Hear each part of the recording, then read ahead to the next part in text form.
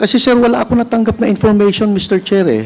Ay, napakahinang information nyo ng kwan, ng PDEA. Because in 2010, I became a congressman.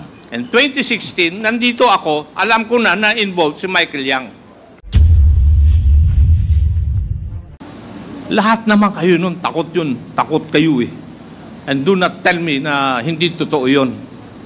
Kaya ngayon nga lumalabas ito eh. Dahil ngayon, ang mga tao hindi takot. And now, hanggang ngayon, takot ka pa rin. Tapos pinagyayabang mo, you have a name to protect for your children. I do not believe that. Thank you, Mr. Chair. Before I proceed, may I ask Madam Lin? Yes, Mr. Chair. Is your husband charged with any criminal offense? No, Mr. Chair. No. Then, therefore, there's no reason for him not to be able to attend the hearings of this committee. Tama po ba? Yes, Mr. Chair. Tama? Yes, Kung wala Mr. siyang Chair. kinakatakutan, dapat umappear siya rito, as you are claiming. Tama po. Thank you. And therefore, if we issue an invitation, we can course it through you. Pwede po. Pwede. Ang hindi mo lang sinisiguro kung tatanggapin niya at dadalo siya rito. Tama po, Mr. Chair. Ay di, sabi mo sa kanya na, Juan, huwag ka nang umuwi rito sa akin. Hindi mo ba pwedeng sabihin niyo? Mr. Chair, baka totohanin nun at wag na uuwi dito. So takot ka, naiwalayan ka. Mr. Chair, kawawa naman po yung mga anak ko. Thank you. Biro lang yun, Iha. Is Colonel Asierto still with us? Ed, are you still with us? Yes, sir. Ed, Yes, sir. Yes, sir. when did you make that that controversial report? I think, sir, is September 2017. 2017. Okay. Thank you. I'll get back to you. Now, Yes, sir. Mr. Paul Gutierrez, still around? Yes, Mr. Chairman. Doon sa interchange ninyo, either you or Mr. Guban would be lying. Tama po? Kasi wala naman kayong witness na magsasabi o ipapakita na ikaw ang nagsasabi ng totoo, di ba? Tama po, Mr. Chairman. So kami na nandito ngayon sa committee na to, we rely on the, shall we say, reasonableness of your answers. Tama? Tama po, Mr. Chair. Tinanong ka kanina, in your more than 10 years of covering the Senate, ang sagot po ninyo minsan nyo lang nabisita yung isang witness na contempt at na-detain. Tama po? Tama po, Mr. Chair. So, there must be something special para bisitahin mo si Mr. Guban sa kanyang detention center. Tama po? Tama po, Mr. Chair. Yes. So, para sa akin, I would go with the conclusion of the Honorable Pimentel na I see no reason why you should go there just to get a scoop as you have reasoned a while ago. Yes.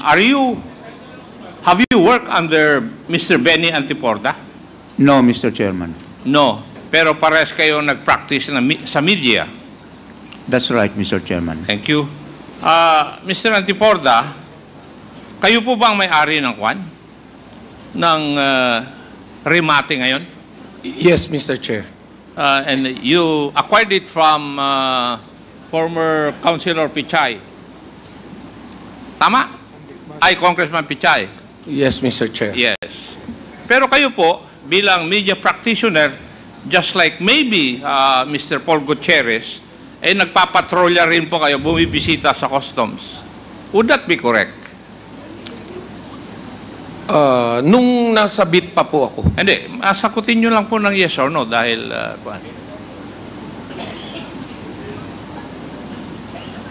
tama po? Mr. Chair, pwede ho mag-explain ng konti? Dati po kasi nasa anti-smuggling po ako nung napunta ho ako sa gobyerno, kaya nakikita rin po ako sa customs dati. But nung wala na po ako ron, hindi na po ako pumupunta ng customs. So, after after leaving the media, hindi na po kayo naging player sa customs? I'm not in any way a player of customs. I'm an operative year 2007 po. Operative ng? Presidential Anti-Smuggling Group po. Director po ako noon ng SOG. Oh, kasi may nag-text sa akin na aking bubuwit eh. Yun po ang sinabi. Now, Gerald Wilkins, may I know how long or what was the first time that you were assigned to PDEA? Since 2022, Mr. Chair. At 2002, Mr. Chair. 2002. And when did you become the head of PDEA? 2020, Mr. Chair. 2020. Okay. Thank you. Kasi, itong istoryang ito ay isang istorya ng 5 magkakaibigan na parehas ang trabaho. They were working for government. Si Colonel Asierto, si Captain Pirote, si Colonel Fajardo, Mr. Guban of Customs, at isang PNCO named Jerry. They knew each other because of their work. But because of a life-changing report made by Colonel Asierto, where he made some allegations insofar as the former mayor and former president is concerned. Would that be correct, Colonel Asierto? Yes, sir. Yes. May I know why you made that report? Because that is my duty, Your Honor, Mr. Okay. Chairman. As a police officer, I received an information, raw information. I validated the information. Then, after validation, I made the proper report. And in that report, you alleged that former President Digong was connected with individuals connected or involved in illegal drug activities. The persons you were referring to were a certain Mr. Michael Yang and Mr. Alan Lin. Would that be correct? Yes, Your Honor, but on my first report, there is no mention of the name of President Duterte. The name of President Duterte was included on my second report that I submitted to then Chief PNP Oscar Albayalde. Thank you. And these reports were, the first one was submitted to then General De La Rosa, the Chief of the PNP. And the second report was submitted to General Albayalde, also a former Chief PNP. Tama po. Yes, sir. Tama po, sir. And would it be correct na because of that report, former President Digong's reaction was to publicly condemn you, even calling for your death and for associating him with illegal activities, including the alleged sale of 1,000 plus AK-47s to the New People's Army. Would that be correct? Yes, sir, including the 10 million bounty on my head. Yes. And therefore, would you agree with me that that statement implies a personal vendetta against you for your allegations? Yes, sir.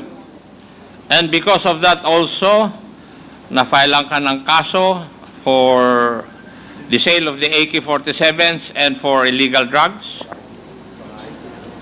Yes, sir. Thank you. Now, we go to the role of Jimmy Guban. Jimmy Guban, you're the Customs Intelligence Officer working with Colonel Asierto, Captain Perote, Colonel Fardo. Tama po? We are working together, Your Honor.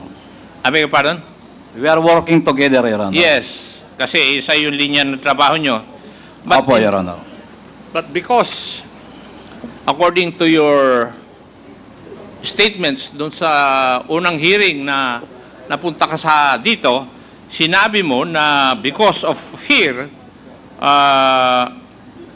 inamin mo dun sa hearing, dun sa Senate, na you accused Colonel Asierto of masterminding a 13 billion shabu shipment in magnetic lifters.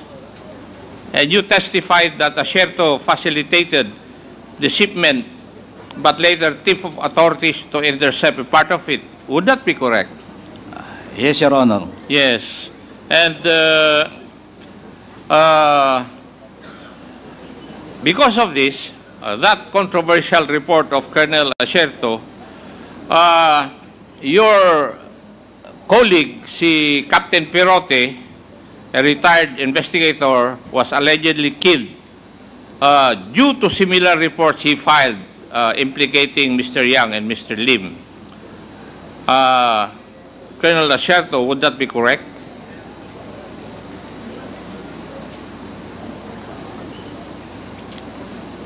Ed? Sir, nawala po. Tama po yun, sir. Yeah. Pinatay si Lito Perote, yung kasamahan ninyo, because of alleged similar reports he filed implicating Mr. Yang and Mr. Lim. Would that be correct? Yes, sir. Siya po yung... Now, I do not know if this is violated. There were reports that the skeletal remains of Perote were discovered inside a drum in 2019. Allegedly, a DNA was conducted, but the results were never released. Were you knowledgeable about this? No, sir. No. No, sir. Hindi ko po alam, sir. Okay. Pero may report na ganon. Now, Colonel Asierto, you joined the anti-illegal drug task force of the PNP in 2003. Tama po? Yes, sir. Yes. And this task force was made because wala na yung NARCOM. Because of the PNP Yes, sir. law passed in 1990. Tama? Yes, sir. Yes, sir. Tama po, sir. Yes. And you stayed with this task force up to 2017. Actually, sir, was relieved 2012. Then I returned on sa 2017, sir. Yes. As the Deputy for Administration. Yes, sir. Yes. Unfortunately, in 2016, the former mayor of Davao became the president. Yes, sir. And in 2018, because galit na galit siya sa iyo at nagkaroon ng allegations na involved ka sa drugs, nagkaroon ng Senate hearing in 2018. Yes, sir. Tama? And the accusations... Yes, sir. Yes, sir. And the accusations against you were the mastermind of the 13 billion shabu shipment in July, 2.4 billion shipment at the MICP or Manila International Container Port, stuff inside abandoned magnetic lifters, and 11 billion of missing shabu suspected to be packed in similar magnetic lifters found in Cavite. Ito po yung charges sa iyo, di ba? Opo, sir. Yes, sir. And this was testified to also by your friend, Mr. Guban. Yes, sir. And I think he recanted, sir. Yeah, I know. In a court hearing, I was informed that Mr. Jimmy Guban recanted all his statements implicating you during that Senate hearing in 2018. Tama? Yes, sir. Now, may I know the reason why in one of your statements, sinabi mo na ang real drug lords are Mr. Alan Lim and Mr. Michael Yang? May I know the basis of your statement? Or how did you come to know about this? It was relayed to me by my reliable informant, sir, na they are involved in the shipment of the illegal drugs, especially during the time of President Duterte. And all the drugs are coming through the Bureau of Customs. Thank you. And General Wilkins Villanueva, you were with PIDEA in 2002 and you became the head in 2020. Tama po? Yes, Mr. Chair. And during that stint of yours, have you ever heard of the involvement of Mr. Michael Yang and Mr. Alan Lim sa illegal drugs? Only Alan Lim, Mr. Chair, and not no Michael Yang, Mr. Chair. Up to 2022? When you became the PIDEA head? Yes, Mr. Chair, kasi wala, kasi, hindi siguro, ko, sige. kasi sir, wala ako natanggap na information, Mr. Chair eh. Ay, napakahina ng information nyo ng ng PIDEA because in 2010, I became a congressman and 2016, nandito ako, alam ko na involved si Michael Yang. 2016, Mr. Chair, is nasa Region 10 ako, Mr. Chair. Kaya nga, sinasabi ko nga, from 2002 up to 2022, nasa PIDEA ka. Yes, Mr. Chair. And yet, you tell me na hindi ka man lang nakareceive ng information ng involvement ni Mr. Yang, specifically from 2016 to 2022, dahil takot kayo na maglagay ng report na si Mr. Michael Yang ay involved sa illegal drugs. Why? Kasi alam ninyo na malapit siya kay former President Digong. Lahat naman kayo nun, takot yun. Takot kayo eh. And do not tell me na hindi totoo yun. Kaya ngayon nga lumalabas ito eh. Dahil ngayon, ang mga tao hindi takot. And now, hanggang ngayon, takot ka pa rin. Tapos pinagyayabang mo, you have a name to protect for your children. I do not believe that. Thank you, Mr. Chair. Yeah, thank you, Congressman Akop. At ba tayo mga naririnig na involved si Michael Yang, Alan Lim sa drugs? Mr. Chair, we cannot act on mere chismis kasi hearsay yun, Mr. Oh, Chair. pero hindi ba kaya nyo inabsuelto si Michael Yang at saka si Alan Lim dahil malapit siya sa dating Pangulo na nag-appoint sa inyo bilang ano? Bilang, nako, sandali lang. Bilang ano? PIDEA Chief? No, Mr. Chair. Hindi ko isasakripisyo ang pangalan ko sa ng buong karir ko na Wilkins dahil may 3 apo akong anak na Wilkins. Ayoko pong madamage ang pangalan ng Wilkins dahil dala-dala po ng anak ko yan. Hindi ko kinlir si Michael Yang dahil may utang na loob ako presidente.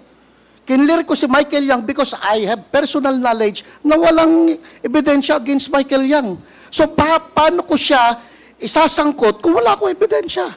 It will never stand in court, Mr. Chair. Paano nga po magkakaroon ng mag-i-stand in court? Hindi nga po kayo nagsagawa ng ebidensya na maayos. Kung nagsagawa po kayo ng ebidensya na maayos, lalabas po yung pangalan niyan. Talagang aminin na po natin. Kaya po ninyo inabsuelto si Michael at si Alan Lim dahil may utang ng loob po kayo kay Presidente dahil in-appoint niya po kayong PIDEA. Wala po, Mr. Chair. No.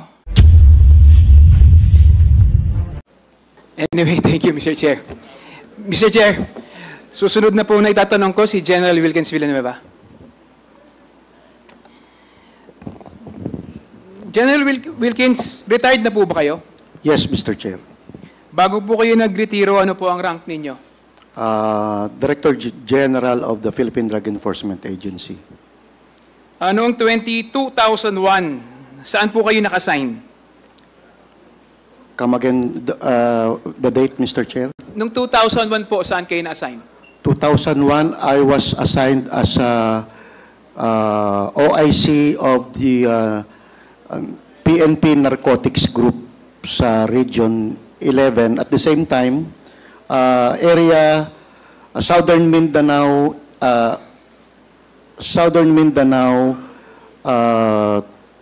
team leader po ako ng PACER during that time. General, taga Davao po ba kayo? Hindi po, Mr. Chair. Matagal na po ba ninyong kilala si former President Duterte? I was assigned in Davao from 1995 to 2007, Mr. Chair. Kaya so nga- definitely may acquaintance at nakatrabaho ko na rin po si former President Duterte. So, kilala niyo po siya? Officially, sa pagtatrabaho, yes, Mr. Chair. Malapit po ba kayo sa kanya? Law enforcers kasi, Mr. Chair, malapit talaga sa kanya, Mr. Chair. Noong 2001 ay nasa Davao po kayo, malamang alam niyo po yung nangyari may alam po kayo sa Davao Death Squad. Come again, Mr. Chair? Noong 2001 po, na-assign kayo sa Davao, malamang po may alam kayo sa Davao Death Squad. Wala po akong alam sa Davao Death Squad, Mr. Chair, kasi hindi naman po ako naging chief of police ng kahit saang station ng Davao. I was assigned, pareho kami ni Colonel Asierto, as a special unit lahat lang napuntahan ko, Mr. Chair. So, hindi po kayo naka-assign sa Davao? Buong Region 11, Mr. Chair, yung assignment ko. Saan po yung Not really on Davao. But ang cover ko, Mr. Chair, is Region 11. Saan po yung opisina ninyo naka-base? Davao City, Mr. Chair. So, ibig sabihin, sa tagal nyo sa Davao, hindi nyo narinig yung Davao Death Squad? May mga balita, Mr. Chair, na may Davao Death Squad. Ano po ang masasabi nyo tungkol dito? Kasi, Mr. Chair, kung araw-araw na balita, tapos hindi mo naman ma-identify, you will just accept it as it is. Na meron death squad, but you don't know who they are. General Villanueva, kilala niyo po ba si Arturo Las Cañas? Hindi po, Mr. Chair. Hindi po kayo magkakilala? Hindi ko kilala kahit, hindi ko man lang nakita ang mukha niyan, Mr. Chair, for my almost 12 years. Okay po. Sir, naging head po kayo ng PIDEA, tama po ba? Opo, Mr. Chair. Masasabi po ba natin na ang PIDEA is mahalagang component yan ng war on drugs ng ating Pangulong Duterte nung panahon niya? Yes, Mr. Chair. Ibig sabihin po, pinagkakatiwalaan niya po kayo?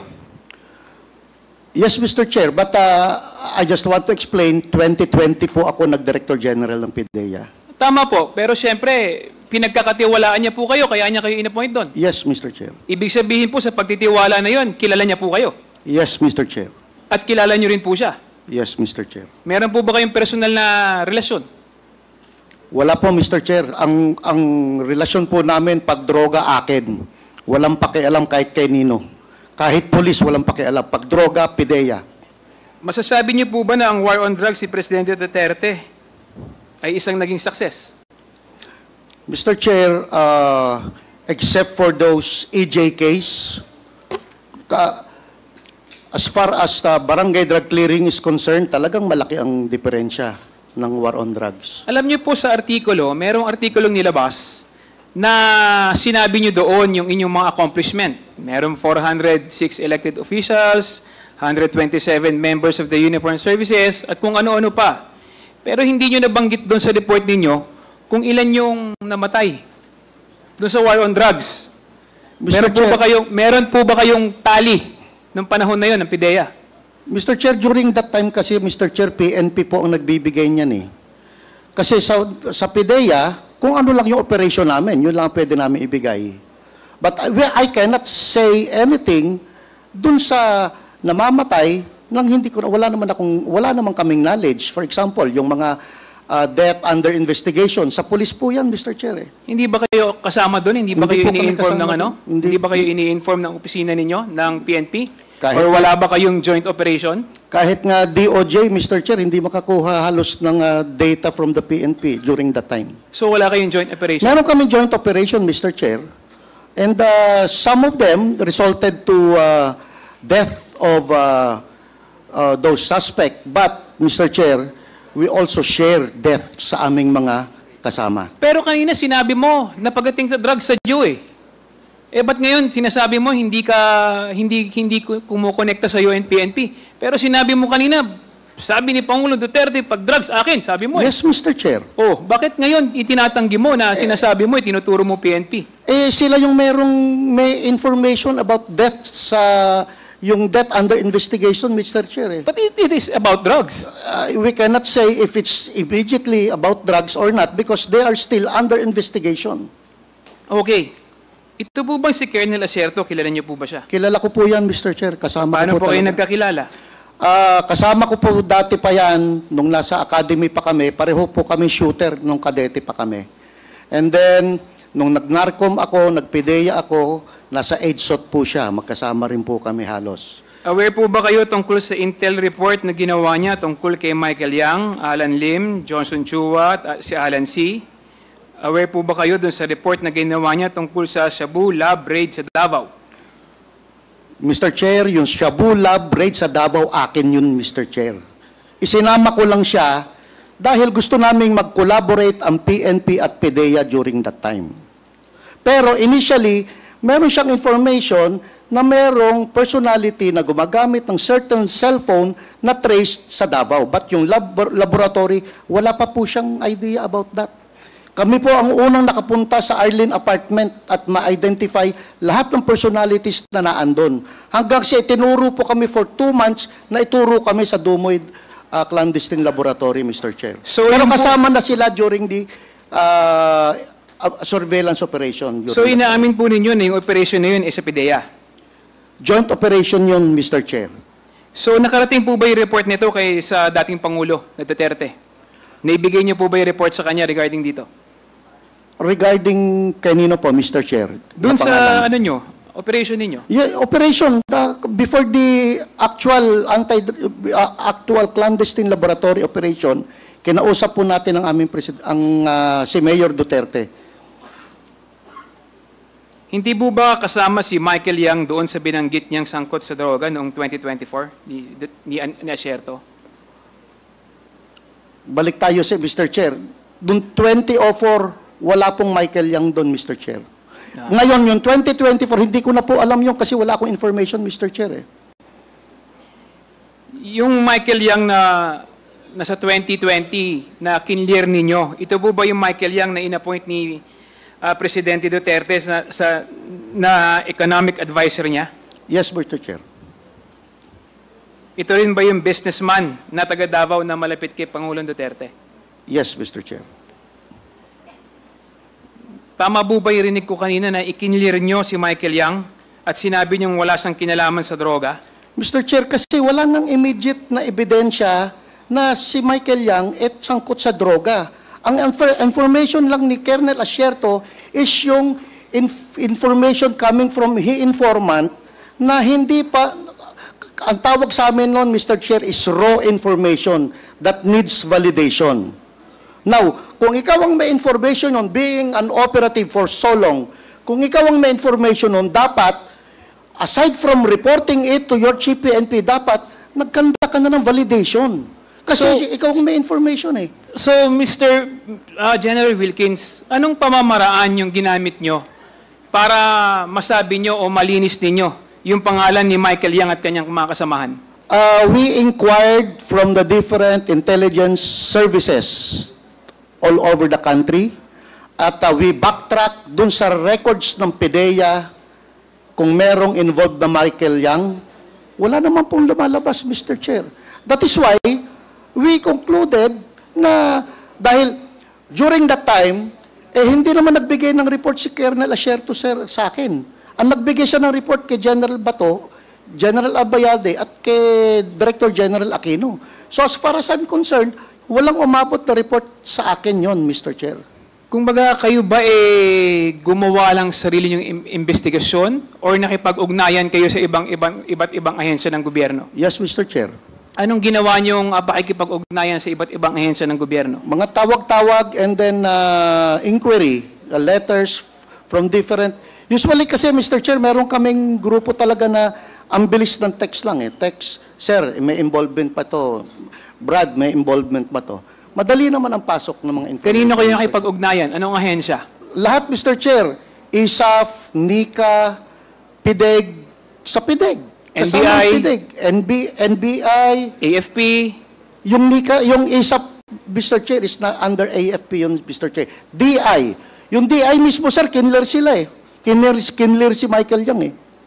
There was a memorandum clearing Michael Yang ng Directorate for Intelligence ng Philippine National Police. sa ngayon po, sa nakita nyo o narinig ninyo na ginagawang investigasyon ngayon ng Quadcom, nakita nyo po na may mga lumabas na ebidensya. Ano po ang masasabi nyo tungkol dito? Then, di parang mas magaling pa mag-imbestiga ang Quadcom kaysa sa PIDEA? Yes, Mr. Chair. Yes, Mr. Chair, inamin niyo po. Mas magaling mag-imbestiga ang Quadcom kaysa sa... Sandali lang po, di mas magaling po mag-imbestiga ang Quadcom kaysa sa opisina niyo sa PIDEA. No, Mr. Chair. Kailan lumabas si Michael Yang? Nung nagkaroon ng drug haul sa Pampanga. Doon pumasok si Michael Yang.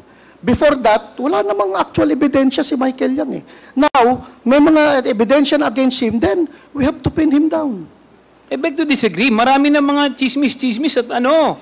At na tayo mga naririnig na involved si Michael Yang alalim sa drugs. Mr. Chair, we cannot act on mere chismis kasi hearsay yun, Mr. Chair. Pero hindi ba kaya nyo inabsuelto si Michael Yang at saka si Alan Lim dahil malapit siya sa dating Pangulo na nag-appoint sa inyo bilang sandali lang, bilang PIDEA Chief? No, Mr. Chair. Hindi ko isasakripisyo ang pangalan ko ng buong karir ko na Wilkins dahil may 3 apo akong anak na Wilkins. Ayoko pong madamage ang pangalan ng Wilkins dahil dala-dala po ng anak ko yan. Hindi ko kinlir si Michael Yang dahil may utang na loob ako presidente. Kinlir ko si Michael Yang because I have personal knowledge na walang ebidensya against Michael Yang. So paano ko siya isasangkot kung wala akong ebidensya? It will never stand in court, Mr. Chair. Paano nga po magkakaroon ng mag-i-stand in court? Hindi nga po kayo nagsagawa ng ebidensya na maayos. Kung nagsagawa po kayo ng ebidensya na maayos, lalabas po yung pangalan niyan. Talagang aminin na po natin. Kaya po ninyo inabsuelto si Michael at si Alan Lim dahil may utang ng loob po kayo kay Presidente dahil in-appoint niya po kayong PIDEA. Wala po, Mr. Chair. No. I beg to disagree. Sinungaling po kayo. Ang dapat Nandali lang po, antayin niyo pong i-recognize kayo bago niyo po kayo magsalita. Mr. Chair, alam po natin na talagang ang dahilan po ng pag-absuelto ng PIDEA dati kay Michael Yang at Alan Lim dahil po in-appoint nga po ni Presidente si Wilkins Villanueva bilang Director General ng PIDEA. Yun ang dahilan. At kailangan magsabi ng totoo si Director General Wilkins na talagang, katulad nga ng sinabi po natin kanina, mas magaling pang mag-imbestiga ang Quadcom kaysa sa PIDEA. Tapos nagtanong po siya sa iba't ibang ahensya. Sinasabi nila na walang lumabas na ebidensya. Mr. Chair, can I ask a question kay Mr. Jimmy Guban lang po in connection sa tinanong ni Congressman Luistro. Please proceed. Mr. Jimmy Guban, kanina may binanggit ka na sabi mo, save the Queen, that they wanted to be the next president. Maaari po bang pakilinaw ito at sino po yung tinutukoy ninyo? Your Honor, that involves already tight security, Your Honor, in my family again. Ayusin ko muna security ko, Your Honor, and I will divulge who are the implementors of that, Your Honor. Kasi binanggit mo na kanina rito no? So gusto lang nating i-elaborate sana. May binanggit ka na save the Queen, that they wanted to be the next president. So, napakagulo ng statement na to. Gusto lang natin malinawan kung anong ibig mo sabihin dito. Your Honor, thank you very much dahil, again, Your Honor, hindi lang po ang patayan sa regular na street sa labas. Sa Bureau of Customs ho, if you will remember, Your Honors, the Honorable Chairman, ilan pong pinatay sa Bureau of Customs? 3, 5 customs employees. Paglabas ng opisina, binabaril na lang, patay. I think may nabuhay yata isa, dalawa. Nasa kulungan na po ako, Your Honor, pero minsan may nakakausap.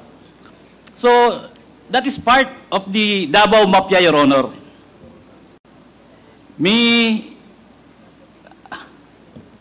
Kaya nga, Mr. Jimmy Guban, no? Ano pong koneksyon nito dun sa binanggit po ninyo na save the Queen, that they wanted to be the next president? Kaya gusto ko pong malinawan. Ano pong koneksyon nito sa sinasabi ninyo? Your Honor, this time, I cannot give you the categorical answer because of the security, Your Honor. Pero yung mga implementors, Your Honor, it's already in my mind. I can do it. Kaya lang, Your Honor, ito ay mga hardcore killers, implementors ito ng mga Davao Group. Kaya nga sabi ko nga po if you would remember, Director ng CIS Bureau of Customs, may pinatay na pulis. Ang tao niya sa loob mismo ng opisina. So, Your Honor, paakyat to sa implementor nung mga nasa taas, pababa. Na-develop ko po itong intelligence report, Your Honor, kahit pa ako nasa kulungan, mag-umpisa po nung ako ay kinausap ng napakasinungaling na reporter. At gusto akong tulungan para mawala ang aking high blood sa kulungan, na si Mr. Paul Gutierrez. Na-develop ko po yung lahat na intelligence report hanggang sa dumating po ako sa National Bilibid Prison. Siguro ko po yan ay kagustuhan na ng Diyos. Dahil hanggang sa loob ng Bureau of Prison, may nagre-reveal sa akin kung sino ang tumapo ng granada sa isang deputy commissioner namin ng Bureau of Customs. So, ibig sabihin mo ba itong sinasabi mo na save the Queen, that they wanted to be the next president, ito ay may tinutukay ka na tao na gustong maging susunod na presidente? Yung ba yung tinutukay mo? Yes, Your Honor. They want to clean their names. That family, their family, para lahat malinis. At talagang sabi ko nga, Your Honor, may Diyos. Bigla na lang naghiwalay ang dikolor sa puti. Kaya po ngayon, lumalabas ang kanilang mga plano at pagsisinungaling at ang pagiging narco-politics, Your Honor. Sinong pamilya ito ang tinutukoy mo? May I request, Your Honor, to the Honorable Chairman, maybe, Your Honor, if I am already prepared, dahil ilalabas ko po yan, kahit ho with metrics in other sketches para po may labas po yan. Kaya lang ngayon po talagang ang security po ng pamilya ko is at stake. In fact, empleyado ng isang kongresista dito, sinusundan yung aking anak. Yung army, na kaibigan kong mga ex-army, kinokontak nila, not to be our security. Your Honor, there was also a call from Davao, negosyante, threatening my son that he will be kidnapped. Your Honor, sa dami, buti na lang ko, pasalamat ako, may katabi po akong pari ngayon. Sadlaki po, kaya kanina po napapaluha ako Dahil si Colonel Pardo from 1988, magkasama kami sa eskwelahan. Hanggang po sa maghiwa-hiwalay kami, pagkita namin ngayon ni Colonel Acerto, kami na lang ang buhay. And because of that, yan po ay totoong-totoo po na sinasabi ko. Dinidevelop ko po ng maayos at ngayon po parang may konklusyon na ako kung paano po yan ibigay. But Your Honors, may apology dahil hindi ko po kagad may bibigay because of security. Thank you very much, Your Honor. If I may remind Mr. Guban, kapag ang pakisagot lang ng direkta, wag na yung masyadong marami pa tayong pasakalye, ha? Direkta Yes. lang. Please answer the questions directly. Mr. Jimmy Guban, yes or no lang? Pamilya Duterte ba yung tinutukoy mo? Sorry, Your Honor. Maybe next time. Anyway, Mr. Chair, mamaya po, I reserve my right to ask questions later. Thank you, Mr. Chair.